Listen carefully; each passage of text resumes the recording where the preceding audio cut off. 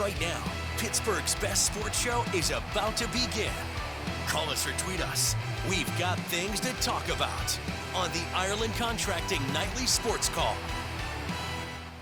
Thank you, Ken. Welcome, everybody, to the Ireland Contracting Nightly Sports Call. I'm your host, Josh Taylor. Good to talk to you again on a Friday night. And it is a Friday night that is strangely the night before a Steeler game. And not only this week, it's the same thing again next week. So it's a little bit of getting used to, but plenty to talk about in the meantime. We can talk about that game with the Steelers and the Colts. Plus, there's the ripple effect that tomorrow's game has as far as the AFC. Just talked about this a couple moments ago. There are 7 teams right now that the Steelers are pretty much worried about. One of them is Cleveland ahead of them, and then there's a whole bunch behind them in that 6 and 7 win range. And they've got to try to stay ahead of that group, and a win tomorrow helps them do that. If they win tomorrow against Indianapolis, they keep one of those 7 and 6 teams at bay because the Colts are right behind them and that 7th spot in the conference, that 3rd wild card spot. Right now, the Steelers hold the number 2 spot. They can kind of keep Indianapolis at bay with a win tomorrow, and it's really important that they do that. Here's why. If they win tomorrow against Indianapolis, their chances of making the playoffs improve to 56%. If they lose, it drops down to 12.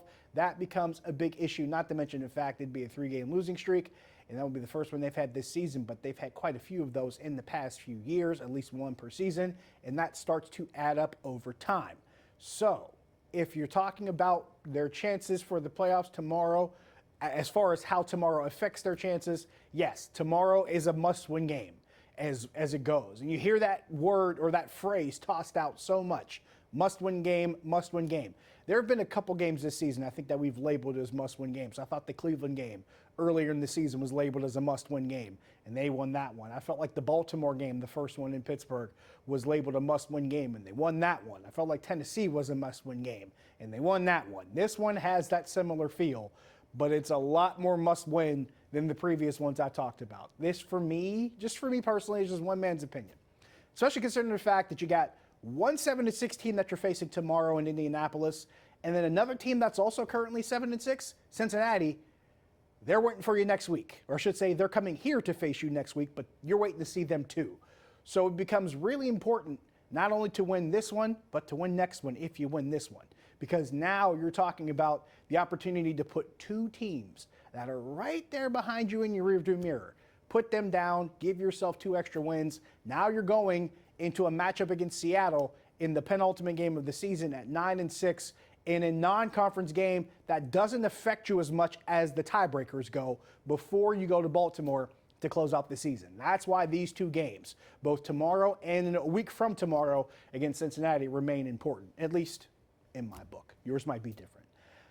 Want to talk about the Pirates as well. A trade for an outfielder. Edward Olivares is his name. Meanwhile, former Pirates making a lot of news today. Tyler Glasnow could be finalizing a 5-year, $135 million deal with the Dodgers. And if that does go through, that finalizes his trade from Tampa to the Dodgers. You can throw out your Get Richard jokes whenever you're ready, because that's what this feels like. But this is the world that we live in now. This is the economic climate of professional baseball. This is how things are going to go. This is how things have been going for a while now. It shouldn't really shock you. If anything, just the names and the locales change.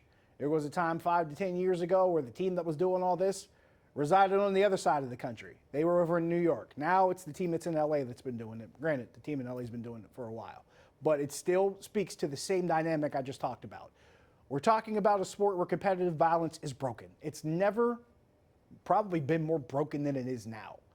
And they'll use certain things as a means to control competitive balance, but the truth of the matter is, as long as certain players are going to be priced out of certain markets, there is no competitive balance in baseball, because the balance then shifts from who has and who has not. I think there's one of few teams out there that's really kind of shaken that up, and it feels like Atlanta, to me, has really shaken up competitive balance, because they've been able to sign players to affordable contracts in earlier parts of their careers while they still have value before it goes through the roof, so they feel like the exception to the rule. Tampa felt like the exception to the rule before that, because they had a lot of younger guys and they would use them to a certain extent of their major league contract, or at least that major league service eligibility time, and then they get rid of them right before that time period came to an end and bring a whole bunch of younger guys back and start the process all over again. But when you have to continue to try to be that creative, sooner or later it's going to hit a wall, and sooner or later that bubble's going to burst. And it feels like that's what's happening right now with Major League Baseball. 412-575-2600 is the number on the Borders and Borders hotline. We can talk baseball. We can talk football. We can talk Penguins. They won back-to-back games. They've scored power play goals in each of them, and they face Toronto tomorrow. Kyle Dubas going to face his former team, but they're going to be on the road in Toronto this time around. I believe that's a Hockey Night in Canada game, if I'm not mistaken. So a lot on the line tomorrow, if you want to put it that way. But all the same, we can talk Pens as well. We'll take a break. We'll talk all those things and more on the phone or taking your tweets at Josh Taylor HD. Stick around.